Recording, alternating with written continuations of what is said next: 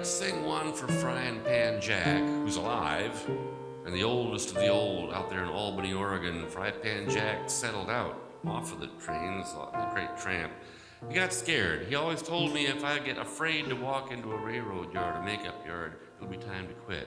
He used to carry a spike ball handle in his bedroll, balloon, he called it, to fend off the ne'er-do-wells. But you know, the way it's gotten to be on the skids now, young, mean drunks and drug money. And so they prey off the old poor down under the railroad bridges. And so they tend to settle out and stay in one place where they feel safe, you see. He feels safe in this bar over in Albany, Oregon. If you want to find Frying Pan Jack, that's where you look for him. We shared a camp down there in Oroville at the foot of the Feather River Canyon coming out of Keddy on the Western Pacific. Keddy, up at the top of the canyon, still has a wooden water tower. It's never been torn down, and you can camp under it. Anybody ever been there? Up in the high Sierra? Well, it's beautiful. Jack and I were in that camp. That's where he said to me, you know, he'd been tramping since 1927. He said, I told myself in 27, if I cannot dictate the conditions of my labor, I will henceforth cease to work. You don't have to go to college to figure these things out, no sir. He said, I learned when I was young that the only true life I have is the life of my brain. But if it's true the only real life I have is the life of my brain, what sense does it make to hand that brain to somebody for 8 hours a day for their particular use on the presumption that at the end of the day they will give it back in an unmutilated condition?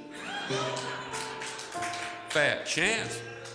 So he built that big Montana bedroll, started piping the stem, panhandling, you know. Head full of words and songs. He didn't write songs and poems, he found them and scattered them abroad for people like me to find and put to work again.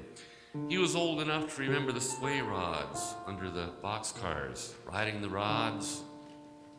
Frying Pan Jack, the two bums. The bum on the rods is hunted down as an enemy of mankind. The other is driven around to his club, is feted, wined, and dined. And they who curse the bum on the rods as the essence of all that's bad will greet the other with a winning smile and extend the hand so glad. The bum on the rods is a social flea who gets an occasional bite. The bum on the plush is a social leech, blood-sucking day and night. The bum on the rods is a load so light that his weight we scarcely feel, but it takes the labor of dozens of folks to furnish the other a meal. As long as we sanction the bum on the plush, the other will always be there. But rid ourselves of the bum on the plush and the other will disappear. Then make an intelligent, organized kick. Get rid of the wasted crush. Don't worry about the bum on the rods. Get rid of the bum on the plush.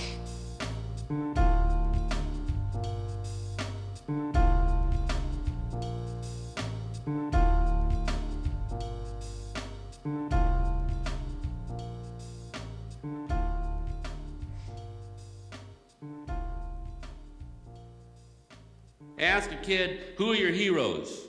Chances are they'll give you the names of made-up people. Huh? He-Man, Barbie.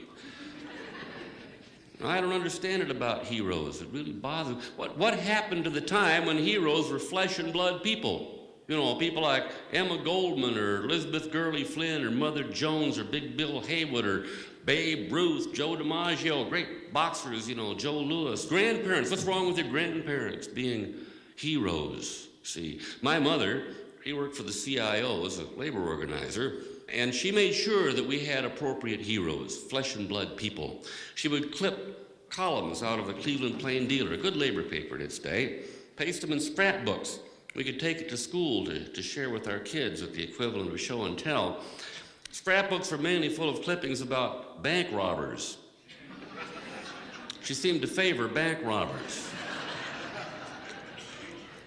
Called them class heroes. Didn't understand at the time what she meant. I do now.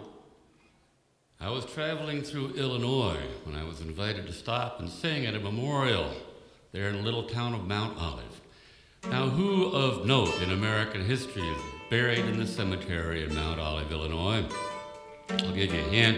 It was a woman. was the Union Miners Cemetery. Do you have it yet?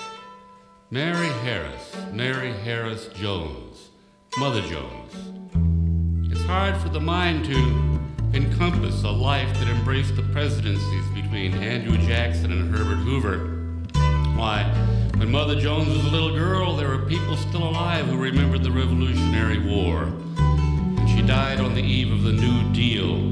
Her millinery shop burned down in the Chicago fire, and she had heard Abraham Lincoln speak in person. Mostly, though, Mother Jones was the miner's friend. Down in Kentucky, Tennessee, West Virginia, well, the men had been organizing the underground workers, the miners.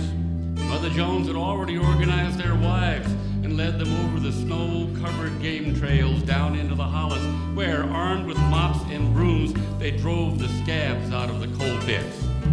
Now, Mother Jones wasn't an organizer, she was an agitator, which meant often enough she was hated as much by the organizers as by the bosses. One time, Mother Jones was out in Colorado at the great Ludlow strike.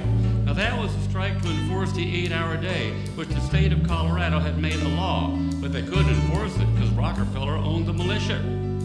Now, the governor promised not to send the militia into the coal fields, but he lied, and he did. Mother Jones was in the Union Hall down there at Ludlow, and word came that the militia had entered the coal fields. Well, she leapt up, and she stormed out. She didn't look to see if anybody was following her. Nobody was following her. She just flounced up the road alone and confronted the militia. And that was the year the President Theodore Roosevelt called Mother Jones the most dangerous woman in America.